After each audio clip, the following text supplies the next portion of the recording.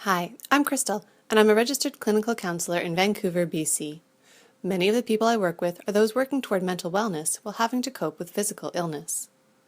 This is the third in a series of videos examining some of the habitual thinking styles we all use from time to time. These thinking patterns are sometimes called cognitive distortions when using them is unhelpful in living the life we want.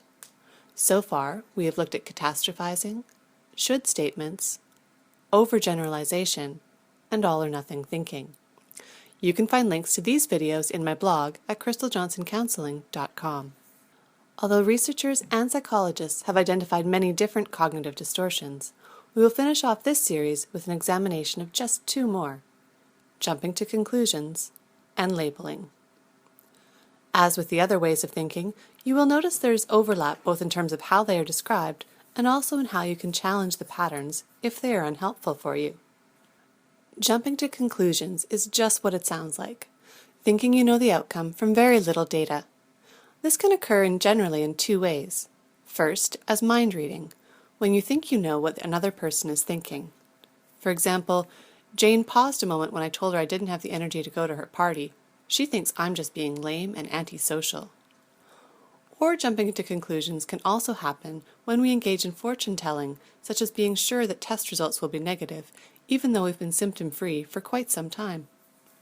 Labeling and mislabeling share this pattern of looking beyond simple facts. In this case, we take an extreme or global view based on a single error or event.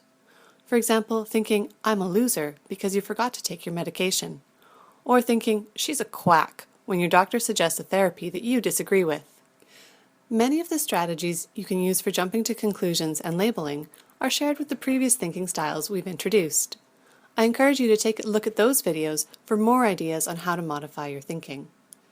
Some of these common ideas include considering counterexamples of the assumptions you are making, imagining what a friend or loved one might say to you, or you might say to them, and treating yourself with that same generosity and kindness, and being creative and inventing or imagining alternatives. This helps you to be more open to other ways of thinking and shades of gray.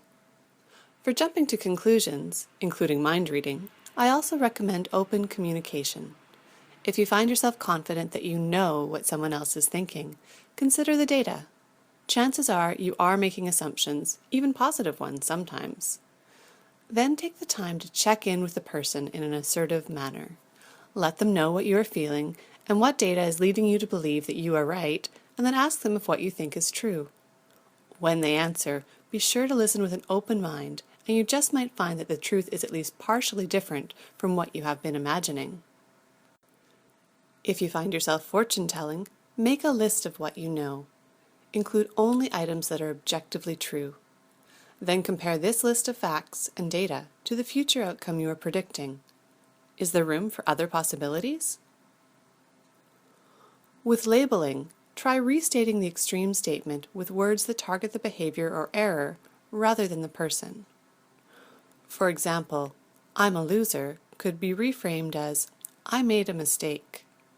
Or, that doctor is a quack could become, she suggested a treatment that I don't support. It's actually a benefit that there is an overlap in strategies to change your thinking. As you begin to engage in these practices, you will have multiple opportunities to try out different methods and see what works for you. Over time, you will become more fluent and more adaptive in how you think, and I am sure this will help you in becoming your healthiest self. I'd love to hear your ideas for working with thoughts in the comments below. Thanks for watching. I send thoughts of warm comfort and calm into your life.